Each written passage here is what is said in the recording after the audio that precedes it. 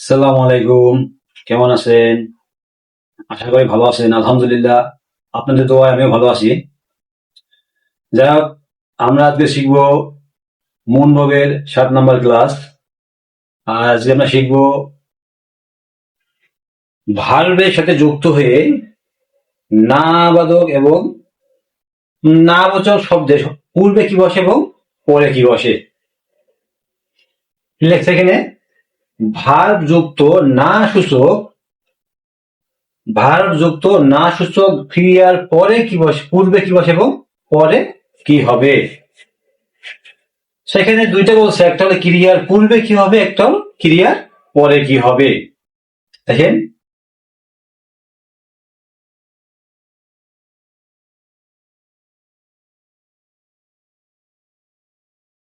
ক্রিয়ার পূর্বে কি হবে, আন, হ্যাঁ? এবং ক্রিয়ার পরে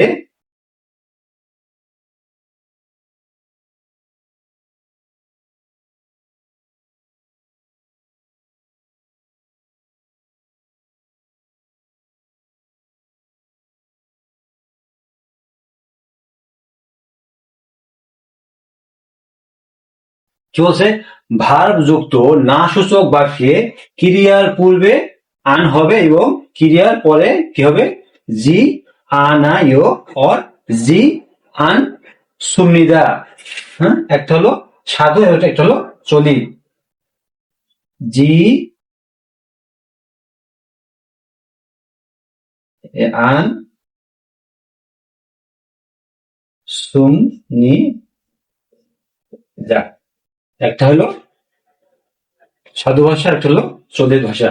এইটা ক্রিয়ার কি পরে বসবে, ক্রিয়ার পরে এই ধরনের চেহারা বসবে। হ্যাঁ, আর ক্রিয়ার পূর্বে এরকম হবে কোনটা, না সূচক শব্দে। সো আমরা এখন এর উদাহরণ দেখবো, আপনারা এটাকে নোট করে নেন। কি বলছে, ভার্ব যুক্ত না সূচক বাক্যে ক্রিয়ার পূর্বে আন হবে এবং ক্রিয়ার পরে জি আনায়ও। নোট করেন প্লিজ। আমি আবারও বলি, যখন আমি বলবো আপনি এটাকে নোট করেন, আপনার তখন এই ভিডিওটা পোস্ট করবেন, এটাকে নোট করবেন প্লিজ। হ্যাঁ, কারণ আমি আপনাদের যখনই বলি যে এটাকে নোট করেন, তার কিছুক্ষণের ভিতরে আমি এটাকে ডিলিট করে দেই। সো আপনাদের নিঃসন্দেহে ভিডিও পোস্ট করতে হবে এবং নোট করতে হবে।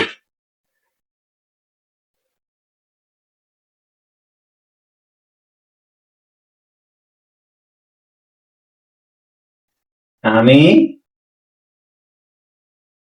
রুটি খাই না। কি হলো, আমি রুটি খাই না। কি বলছে, ভার্ব যুক্ত না সূচক বাক্যের ক্রিয়ার পূর্বে কি বসবে। আচ্ছা, এখানে ক্রিয়ার পূর্বে কি বসবে, হ্যাঁ, জনন।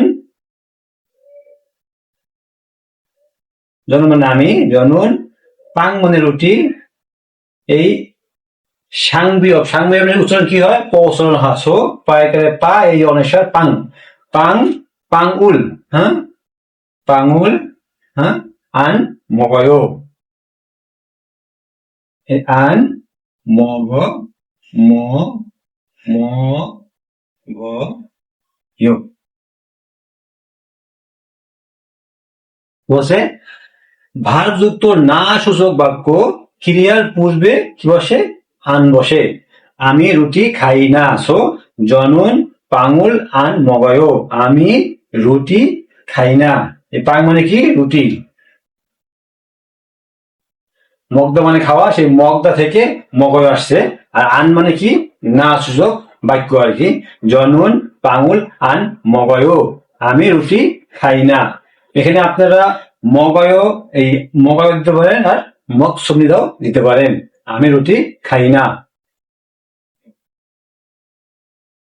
আপনারা নোট করেন কি বলছে, এটা হলো ভার্বের পূর্বে বসে এবং ভার্বের পরে কি বসবে আমরা এখন তাই দেখবো। আপনাদেরকে নোট করেন।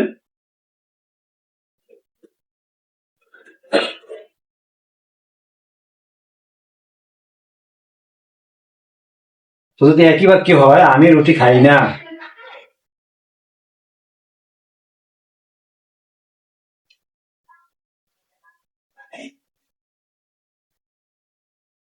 হ্যাঁ, একটা ছিল কি, বা ক্রিয়ার পূর্বে এবং ক্রিয়ার পরে আপনাদের সামনে দুইটা বাক্য এভাবে আসতে পারে, একটা পূর্বে আপনাদেরকে আন দিতে পারে, পরে কি লিখতে হবে, হ্যাঁ, জি আনায়ও দিতে পারে, আপনাদের কনফিউশনে ফেলানোর জন্য।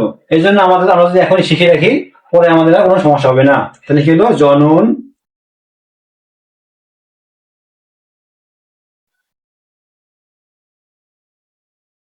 পাঙল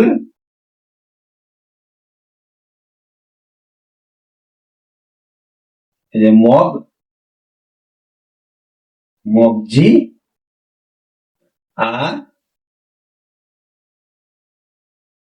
না ইয়ো, হ্যাঁ, জনন পাঙুল মগজি আনায়ো মানে কি, আমি রুটি খাই না। এটা হলো ক্রিয়া পরে বসে, কি বসবে, জি আনায়ো, এর মানে কি, নাবাচক শব্দ আর কি।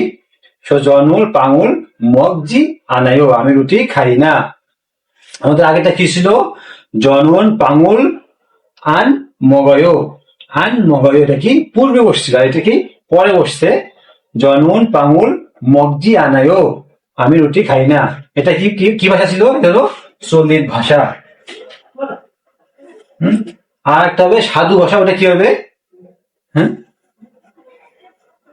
জনন পাঙুল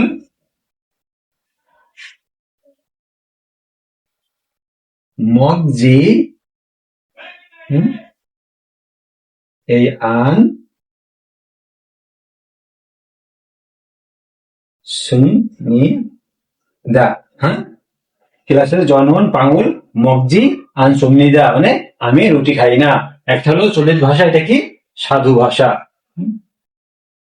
তো আপনাদের সামনে চলিত ভাষাও আসতে পারে, সাধু ভাষাও আসতে পারে, ডাজেন্ট ম্যাটার, ভয়ের কোনো কারণ নেই, এর মিনিং একটাই।